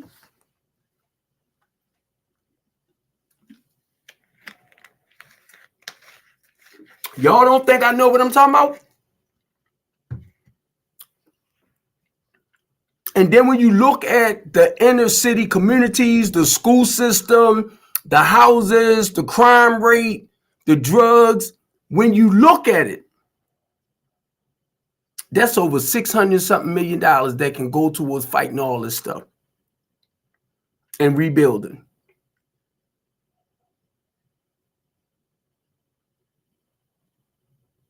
That wasn't the first one. What's his name? Under Armour. Kevin Plank. $5 billion to rebuild back up. I'm trying to think of the area that he's in. $5 billion.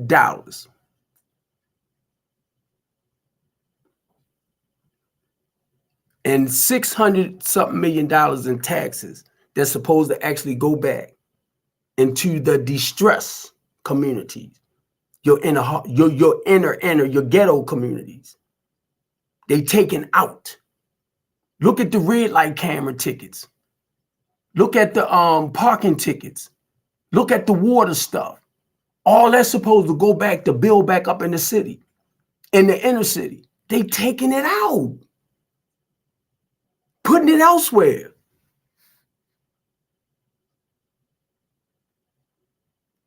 And the inner city is just falling apart. Our people are rallied together like cattle to kill each other off. And I'm the only one that's not seeing what's really happening. It's a lot of y'all that see what's happening, but you're afraid to step up. And I got to get ready to get off because the way I look at it, I've been on here for 1 hour and 42 minutes. And that wasn't my goal.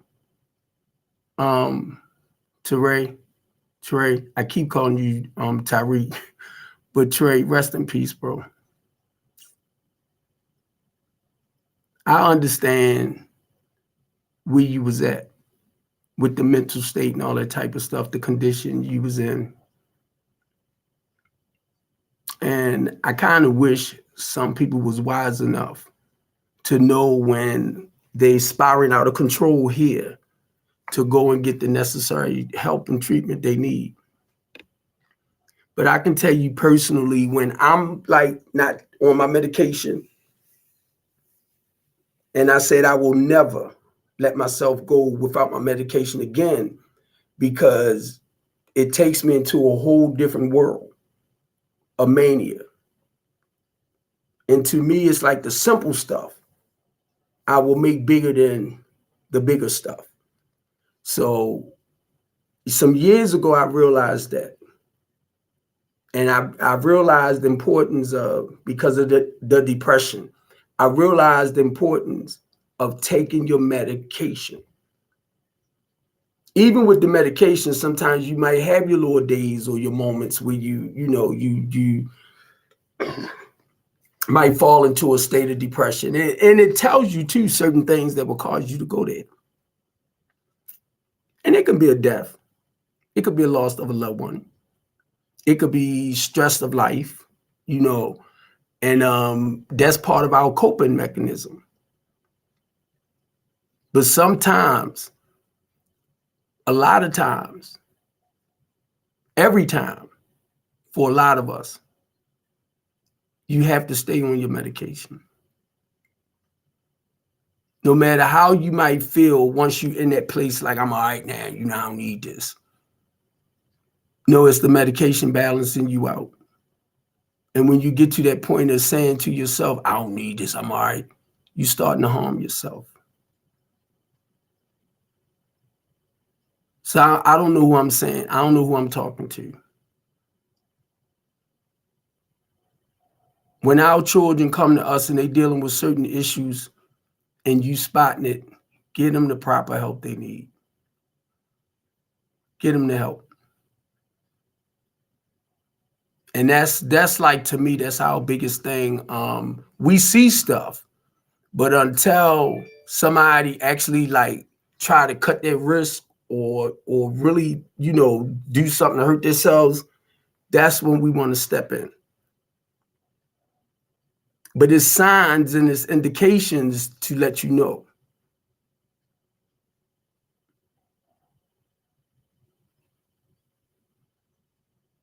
And I'm really trying to work on a way where we can get people who's, say, like really out of control signed away without their permission.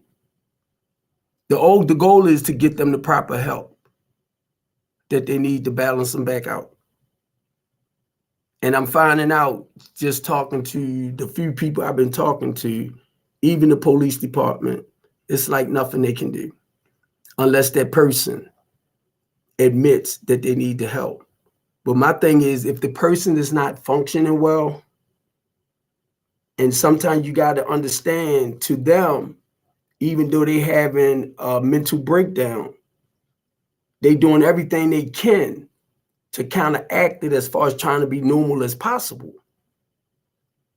And they fighting to get that balance back. They might not see it like that, but we looking at them. The thing is, we need to come up with ways and means to help them get the proper help. Sometimes people have to be signed away. I don't know how long it takes for the medication to get in their system and start functioning right. So if it's a 30-day thing, then let's do that. Let's do that.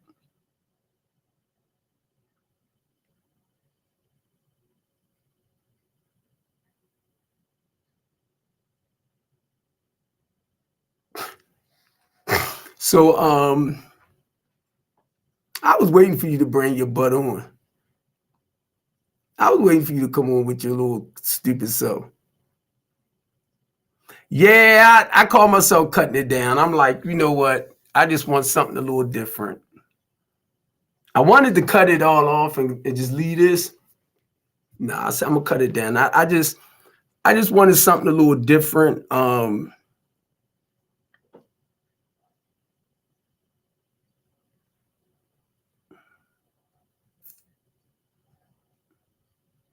I was telling somebody too.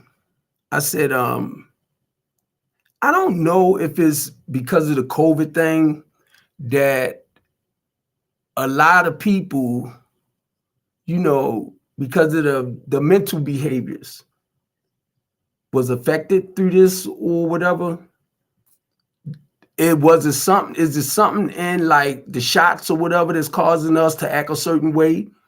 I don't know. I was like, because you for me, when I'm sitting back looking at stuff, I try to find out where it's coming from.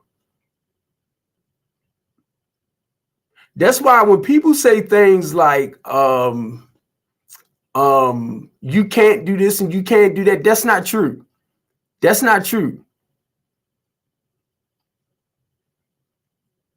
You said hide the curtains. Wait, I can't. You said hide the kids and close your curtains. Copeland is outside. Yeah, hide your kids. See what he just said. You see why a lot of our children in the condition that they in? Because it's people like this. It's people like this that will take a message, right, and turn it around to fit their narrative. We talking about saving lives, bro. You don't even understand that, do you? You don't even understand that. But anyway, I am going to get ready to get off because You know, my goal was to only come on in for like an hour, but I knew for one I wasn't gonna be here for an hour. Rest in peace, Tyree. I'm thinking about your children, bro. And as much as I fight for us as black men to be more part of our children's lives, this man was just taken out of his children's lives. Y'all can say what y'all want. I mean, he gone. There's nothing we could do. He gone. But I'm just saying, y'all can say what you want.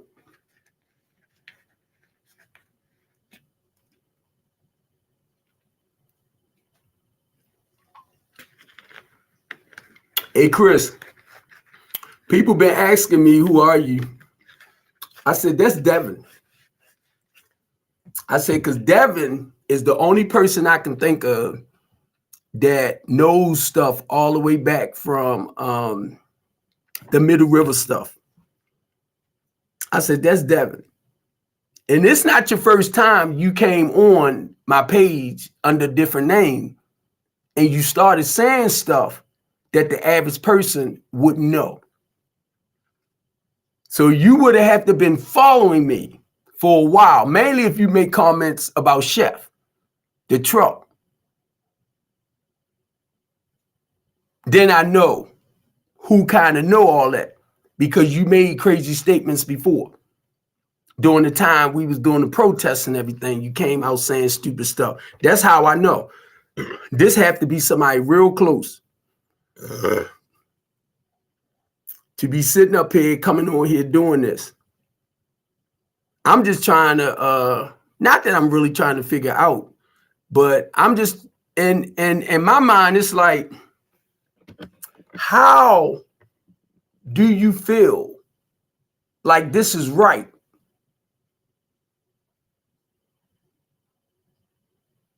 To come on here and want to interfere with a message of saving lives or a message with helping people. And then you want to try to discredit. You cannot do it. You cannot do it. You cannot discredit me because my work speaks for itself.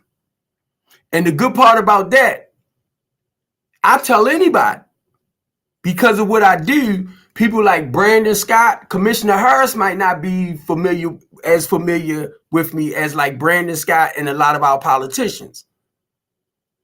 Whether they're Democrats or whether they're Republicans, they know where I'm at when it comes to fighting for Baltimore City.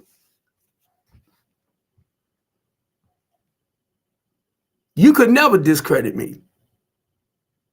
Never. Because these people know what I do. And they know where my heart at. They know I'm a homeless advocate. They know I'm not robbing and stealing and taking from people. They ain't got no reports on me like that. None. None. And if you're worried about the book breakers, you need to call them. What I'm scamming them for, and they reached out to me.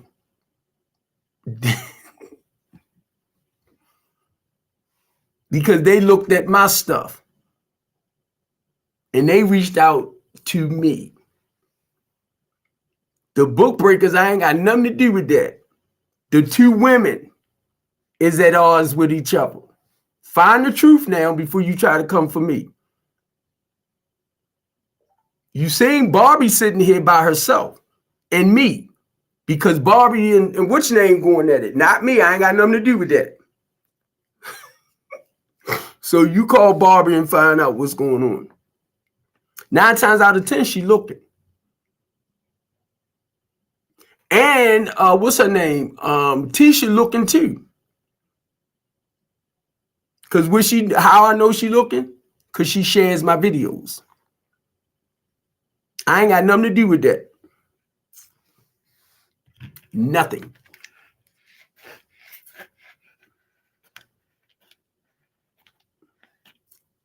I get one person. Won't you try to get about 10 more people to come on here and say I'm a fraud?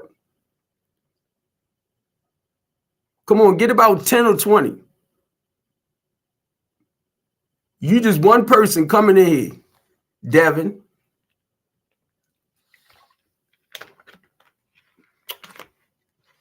I don't even know how you like live with yourself.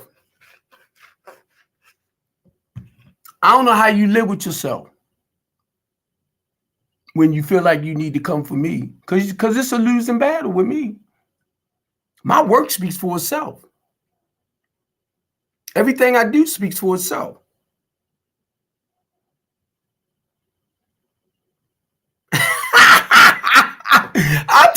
Hey, Devin, the heck with you, chump.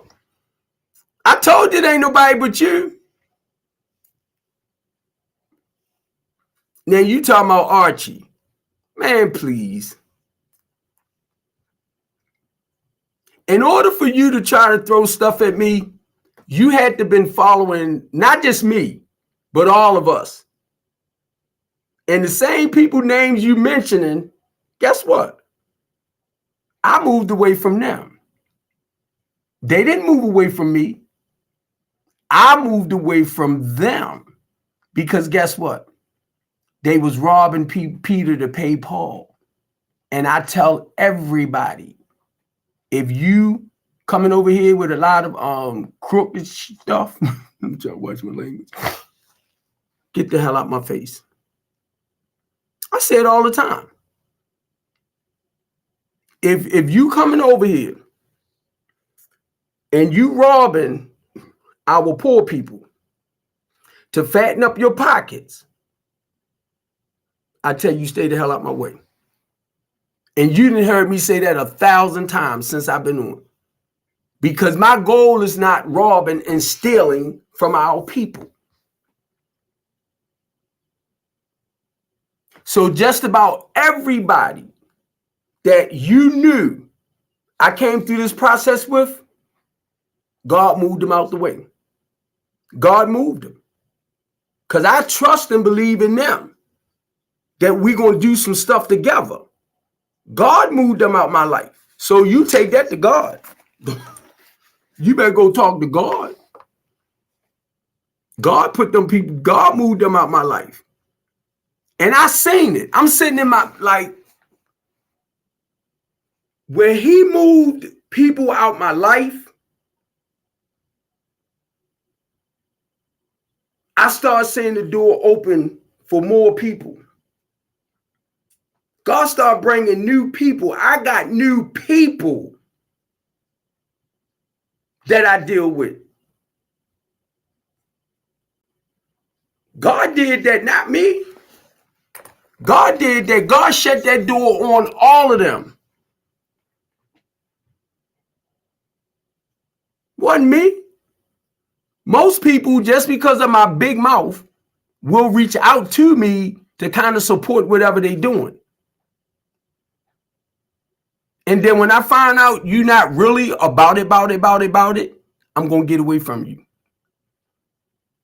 I say it all the time.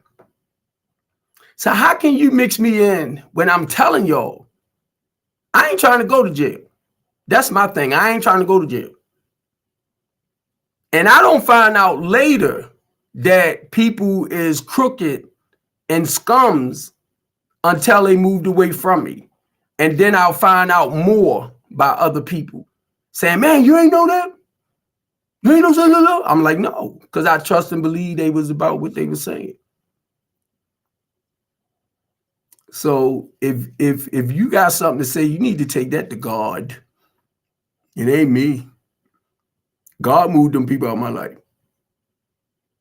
I got 2 visions God laid on me to rehab and revitalize houses in the inner city and to open up a multi-purpose center for inner city youth. The music, art, theater, dancing, stuff like that. Those are the 2 main things. Other than that, that's where I stay at. I haven't diarrheed from that yet. So a lot of people come in to try to get what they can and move on, or steal and take what they can. I'm telling you. Ask Lady J. when people start treating her like they do me, Lady J called me and asked me about them. I'll be like, oh my God. Because it's like I didn't had a negative experience with just about everybody that I thought their hearts and minds was right for Baltimore City. And I thought their hearts and minds was in the right place with helping our most vulnerable people, only to find out, right, that they was full of crap.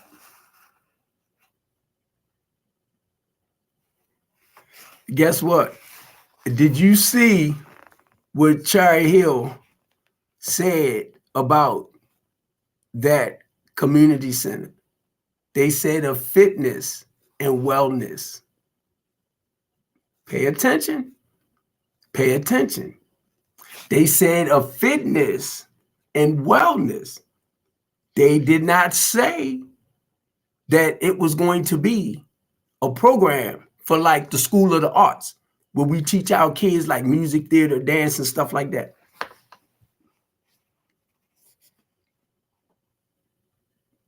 They didn't say that. It stated that it's going to be a wellness and fitness program.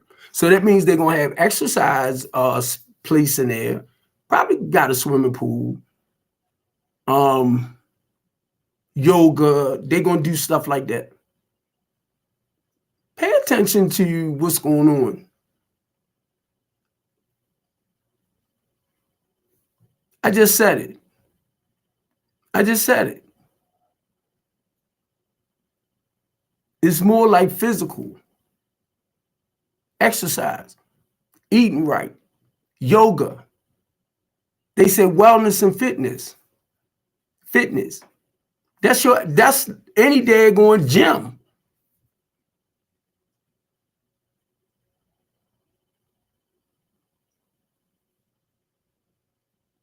Why do you do this to yourself? We don't have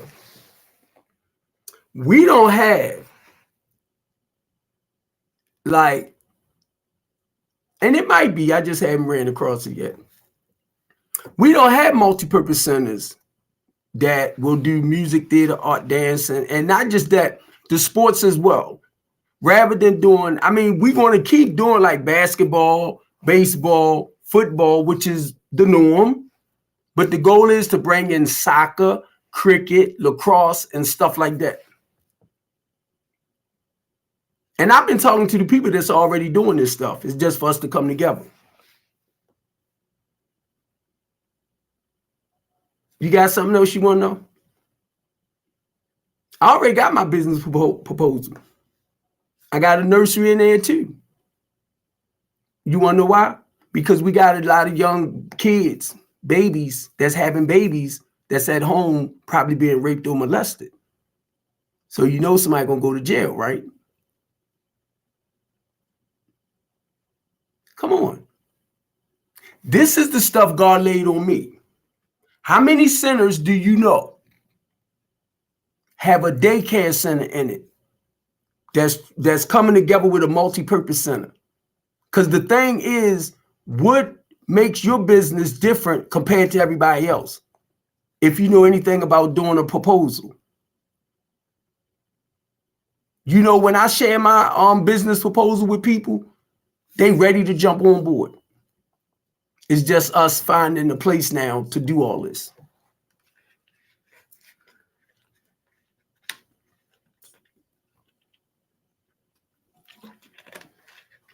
Now, this is for the poor communities.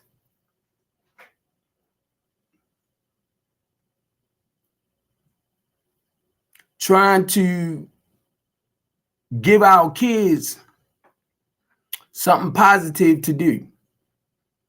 But you don't understand that. I know I'm not mad at you. I understand. But to give our kids something positive, to embrace their vision, go check out my page, Stephen Copeland Jr., Sports and Talents. That tells you what the program is all about.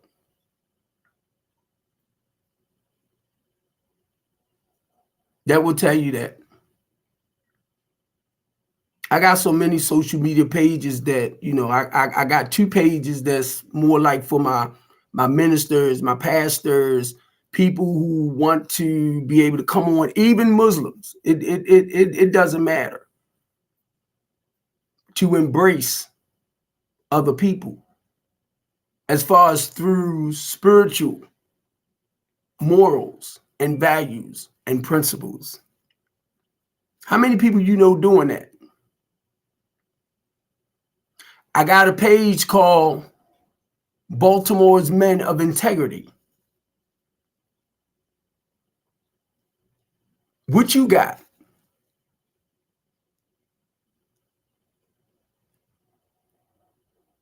What you got? You ain't got nothing. That's why you over here. And didn't I tell you it's okay? You notice that? Didn't I tell you it's okay when you want to come on?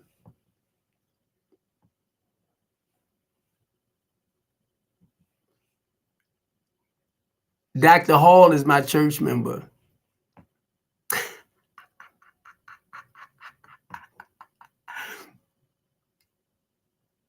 Dr. Hall is my church member. He go to the Church of the Redeemed. Our kids grew up together. So what is you saying? I was the one that went to them to make sure they had programs for working with our people.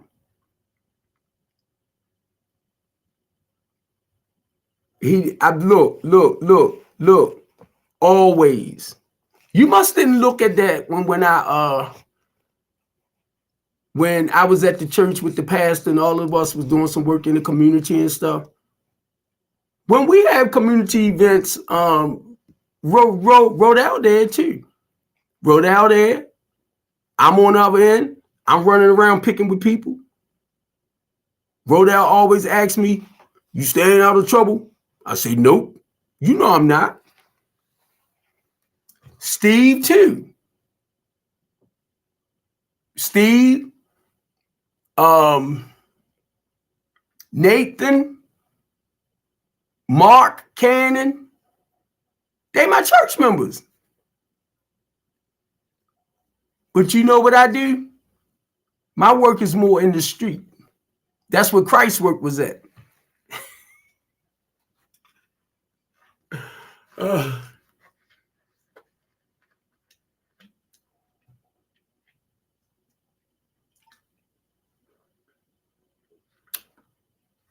Steve Harris is a member at my church.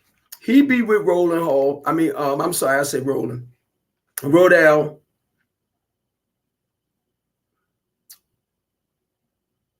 Everybody at my church, when they see me, they call me Deacon. Hey, Deacon Steve. I don't really go by that title.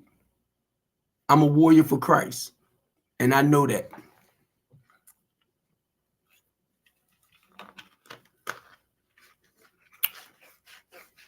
I was called to this, baby. I was called to this. I ain't choose this. I be like, sometimes I be like, God, take this from me. Take it from me. I mean, it's too painful. Take it. And then something you might not understand, Chris. A lot of times, physically, when I don't feel like doing certain things, you see this? I have to pray for the strength within my physical side to continue doing what God called me to do. You don't understand that, do you? Because it's a lot of times it's my flesh that don't want to do the right things. So it's times where I have to pray for God to strengthen up my flesh so that I can continue doing what he asked me to do.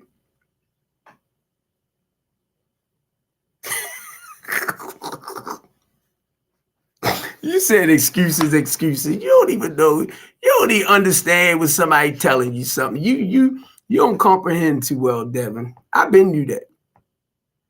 Anytime, Devin, I knew you had a major issue when you told me you pay $1,000 for poo-poo. When you said that, bro, back then, I knew you had an issue, because nowhere in the freaking world, if she's not my wife, I'm just saying, or my daughters, that I'm going to give a stranger $1,000 to be with them. I don't know what you got. I don't know who you been with. I don't know if that thing tight or what. I ain't giving you no $1,000.